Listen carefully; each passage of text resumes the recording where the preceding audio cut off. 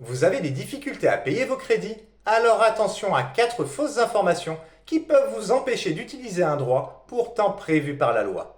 Car oui, en cas de difficultés financières temporaires, notamment baisse de revenus, licenciement, maladie, vous pouvez demander au juge de suspendre vos remboursements de crédit jusqu'à 24 mois.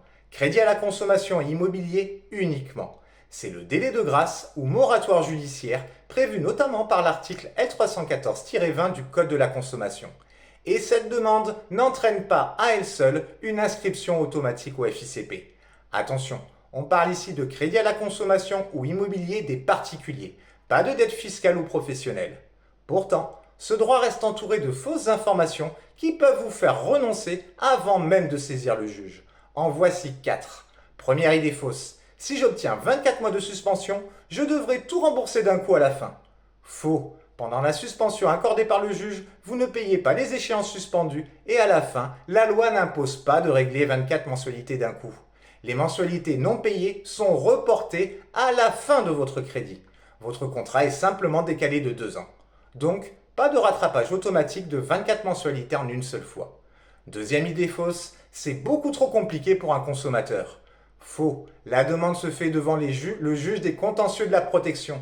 Vous présentez votre situation financière et les justificatifs permettant d'établir vos difficultés. La procédure est accessible sans avocat obligatoire et vous pouvez effectuer vous-même les démarches.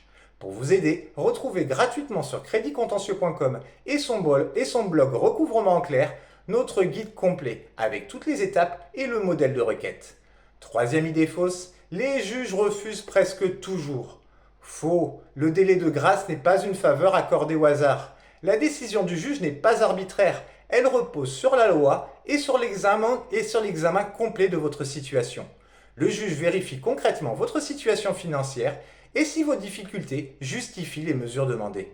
Lorsque la situation entre dans le cadre prévu par la loi, il peut alors accorder une suspension allant jusqu'à 2 ans. Dernière idée fausse, ma banque refuse de m'accorder un délai de grâce. Mais ce n'est pas elle qui décide. Le délai de grâce judiciaire ne dépend pas de l'accord de votre banque. Vous le demandez au juge. C'est lui qui examine votre situation et qui décide si la suspension doit être accordée. Et s'il ordonne jusqu'à 24 mois de suspension, votre banque doit appliquer la décision. Autrement dit, pour demander ce droit, vous n'avez pas besoin que votre banque soit d'accord. Pourtant, dans la réalité, combien de consommateurs en difficulté connaissent réellement ce droit avant les premiers impayés, les relances et le fichage?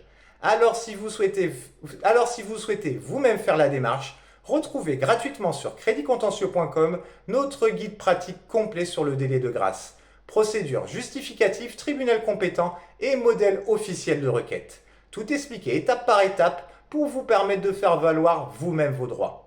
Créditcontentieux.com et son blog Recouvrement en clair, c'est 100% gratuit, sans aucune inscription et 100% indépendant.